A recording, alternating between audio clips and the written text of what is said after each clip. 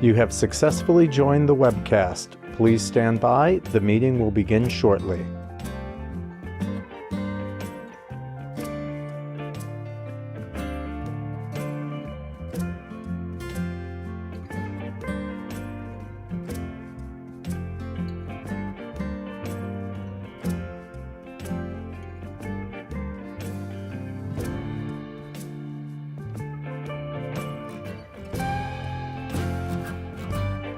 You have successfully joined the webcast. Please stand by. The meeting will begin shortly.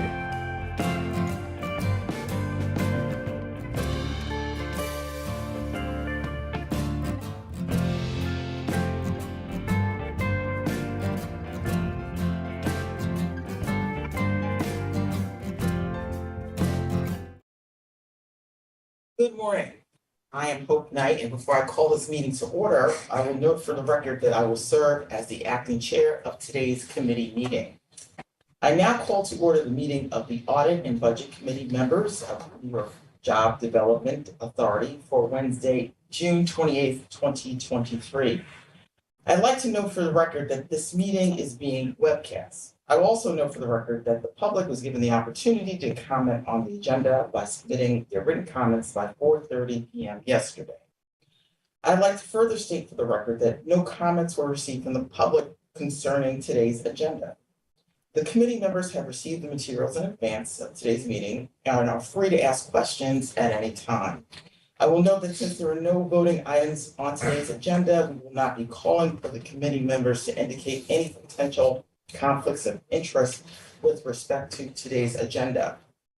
I will now ask Kathleen Mize, JDA's controller, to lead our discussion today on the only agenda item, which relates to the annual financial reports.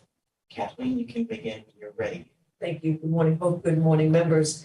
We're gathered here today at this Audit and Budget Committee to review the fiscal year ended March 31, 2023. New York Job Development Authority audited financial statements.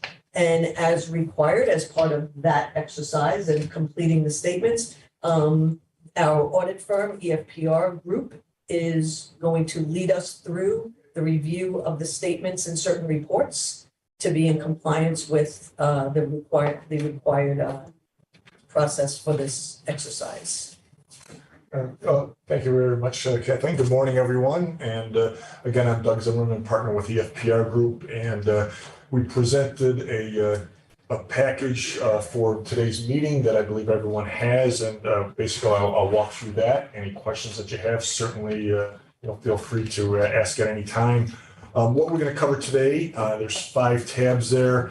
The independent auditors reports, there's communication with those charged with governance, communication with regards to internal controls, an analysis of the combined financial statements, and then in tab 5 is the complete financial statement report. And I'll just walk through it. The first section, tab 1, is our independent auditors report. It begins on page 1, and we are issuing what's called an unmodified or a clean opinion. There are no exceptions noted in the preparation of the underlying accounting records that deviated from generally accepted accounting principles. And that's certainly, what you want to receive is a clean bill of health there. And quite frankly, the only way that that can be accomplished, when we come in to do the audit, is that Ray, Kathleen, Hope, and the entire team here at ESD, JDA maintain those accounting records, throughout the year. We had excellent cooperation during the audit. Everything that we asked for was received on a very timely basis. And, this is a fairly tight reporting deadline, 90 days after the end of the fiscal year. And so, we could not be here today sitting reviewing this information if it wasn't for the entire team here maintaining the records throughout the year. On page 4, we also issue an opinion on the compliance with what is called government auditing standards. There's 2 components to this. There's a portion on page 4 having to do with internal control over financial reporting. And it goes on the top of page 5, and that again is a clean report. There are no issues there with regards to the internal controls or financial reporting of the organization. And then the second part there on page 5 is a report on compliance and other matters, or the authority's compliance with various rules and regulations that we review and test as part of the audit procedures in accordance with government auditing standards. And again, that is also a clean opinion There were no instances of non-compliance. The third report that we have in tab 1 here is a report on the independent, report on investment compliance. New York State requires that be audited each year. So we look at not only the state's requirements for public authorities in New York State, but the authority's own investment guidelines. And so that is looked at in relationship to the investments that you hold throughout the year. And again, this is also a clean report. There were no issues with regards to investment maintenance and compliance with regards to the authority's investments for the year ended March 31st of 23. That's the 3 reports that we issued. Is there any questions with regards to those? On tab 2 is required communication between an audit firm and the governing body. Here, a report to the audit committee. And these underlying sections are required disclosure with regards to issues that the profession has deemed important to convey to the governing body. This is all the standard boilerplate. Everything was okay language that we're allowed to say. We don't get a lot of flexibility in how this is worded. The profession really dictates that. And, it is again, a clean bill of health, significant accounting policies. There were no issues there. All the transactions were supported by authoritative guidance and consensus. Accounting estimates, anytime financial statements are prepared, there are certain estimates that go into the preparation of those. An example would be your allowance for doubtful accounts. As part of the audit, we review all of those in light of all known circumstances to determine whether or not management's estimates are reasonable, and they certainly were. On page 10, disclosures really refers to the notes to the statements that they're the required disclosures in accordance with the professional standards. We certainly had no difficulties in dealing with management and performing the audit. There were no material misstatements or audit adjustments detected as part of the audit. There were no disagreements. We do receive what's called a management representation letter at the conclusion of the engagement that we did obtain. We're not aware of management's consultation with other accountants. There were no other items that we noted either prior to retention or during the course of the engagement. And the only other item we make reference there is there is certain required disclosure, specifically what's called the management's discussion and analysis part of the financial statements. And certainly management prepares that and we review it in context to the rest of the statements to make sure that is consistent and accurate to the underlying audited statements. So again, a clean bill of health with regards to everything there. Tab 3 is another opinion that we're issuing, and this is really just with regards to the effectiveness of the authority's internal controls. And again, this is also a clean opinion. There were no issues, either material weaknesses or significant deficiencies with regards to the underlying internal controls of the authority. Tab 4 is really an analysis to combine financial statements. And what I'm going to do here is start with page 15. And it's a kind of a fold-out tab. This is the summary of the statements of revenue, expenses, and changes in net position, or what would be more commonly called an income statement. And again, this is for the fiscal year starting April 1st of each year and ending March 31st. And you can see here in this tab, we've got 3 years for comparative purposes. So you can see the changes from one year to the next in the various revenue and expense categories. Loan interest, there was a increase there due to new loan issuances, in the current year of $2.2 million against collections that were only $2 million. So there's a slight uptick there. Grant income, that you can see there's been no grant income, and then down below no related grant expenses in either of the last 2 fiscal years. There was some back in 2021, and that has to do with some funds that you're holding for the Empire State Local Development Corporation. Bond fee income. This is a line that can change dramatically from one year to the next, depending on the amount of conduit debt issuances that you do put out. In the current year, it was $8.4 billion that was issued through one of your subsidiaries, the New York State Transportation Development Corporation, and that compared to $2.5 billion last year. So obviously, a substantial increase in the conduit debt that was issued, and you can see a substantial increase in the bond fee income. And obviously, that's the line that really is driving the income statement here for the authority. And then there's just others, revenue items. There's some increases in some other fee income related to bonds and other debt transactions. So your total operating revenue, 24.9 million in the current year versus 10.0 million last year. And again, it's really all being driven by the bond fee income line. On the operating expense side, there's what's called a provision for losses on loans receivable, loan guarantees, and financing arrangements. So it's really an estimate of the potential uncollectability in future years.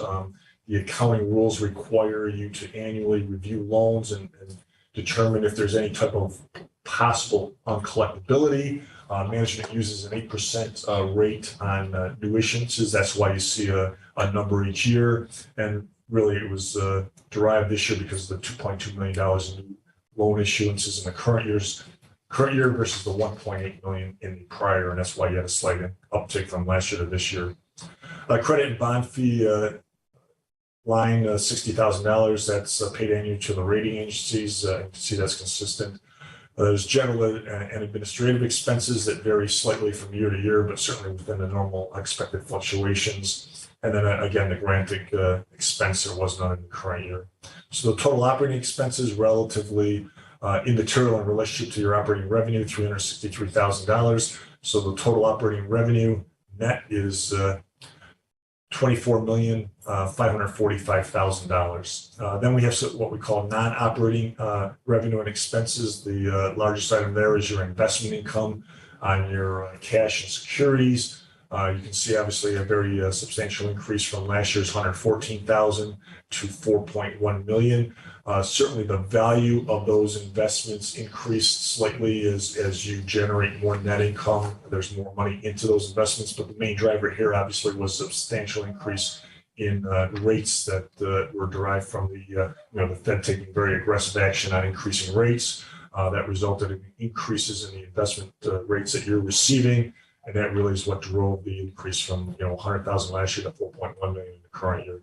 There was a small loss, unrealized loss on the fair value of investments. Those are required to be reported at market value.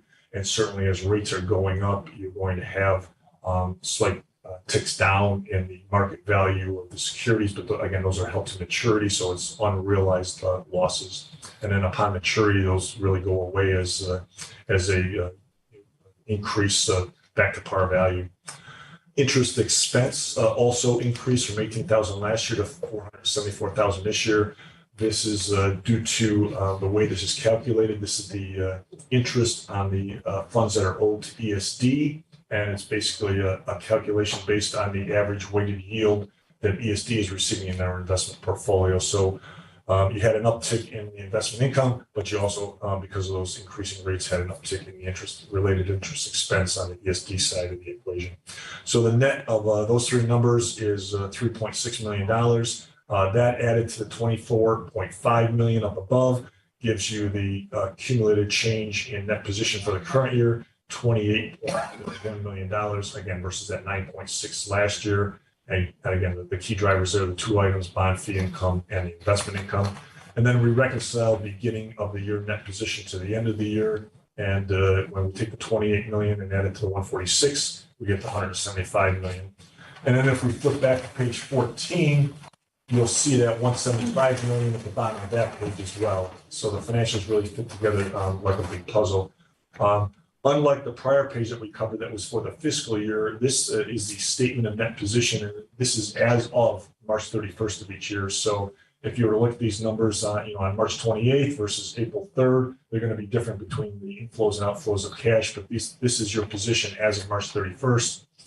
The main items here, cash and restricted cash and temporary investments, $189 million versus 160 last year. And again, that's what drove the increase in the investment income. There's some minor accrued interest receivables, some prepaid insurance. Then obviously the other large item is the loans receivable. There's an increase there of approximately 450,000 from 19.3 last year. 450,000, I'm sorry. 19.3 last year to 19.8 this year. And that's 27 loans that are outstanding as of March 31st, and there were 24 at the end of 22. So there were 3 loans issued in the current year. Zygles was $1.8 million, and then there were 2 small loans, one to Fulton County Center for Regional Growth for $166,000, and Hudson Valley Ag Business for another $166,000. Financing arrangements were all concluded before the end of the current fiscal year, so those are zero as of March 31st. So then we get the total assets of $209 million. On the liability side, the $27.8 million is what's due to ESD that's accumulated over all the years. And again, that's the number that the accumulated interest is being recorded on. The big increase there is typically the interest is being added to that liability account. And then there's just some normal accounts payable and accrued expenses that occur from year to year. The big decrease from, if you're looking 3 years ago, there was a large unpaid grant disbursement back in 21 for $500,000. So typically you're in that $90,000 range for payables at the end of each year. Total liabilities, $227.9 million. Deferred inflows was $6 million, and that's really unearned income. And again, that relates to the grant funds for Empire State Local Development Corp. Again, as I mentioned, there were no disbursements over the last couple of years, so that numbers ticked up a little bit each year. When we take the 209 million, we subtract the 27, and we subtract the 6, we come down to that net position number of $175 million. Those are a quick summary of the details within the body of the financial statements. Certainly happy to answer any questions that you have on any of that. The rest of this is really just an excerpt from the management's discussion and analysis that you would see in the tab 5, and it's really just management's review of those same numbers that we covered in great detail with regards to 23, 22, and obviously the 21 year. And then, as I mentioned, tab 5, which I wasn't going to go through, is the complete financial statements that contains the various opinions that we covered, the statements that we went through, the MD&A, and the related notes to the financial statements that expand on a lot of the account balances. That's everything I wanted to cover today, and certainly, again, be happy to answer any questions anyone has. So as noted, we do not have any comments from the public with regard to this item. And again, I'll ask if there are any comments or questions. So thank you, Kathleen, and committee members. Appreciate you making the time to do this so we can get this done before the end of this month. There being no further business, I call for a motion to adjourn this meeting. Thank you, everyone. Thank you. Thank you. Thank you.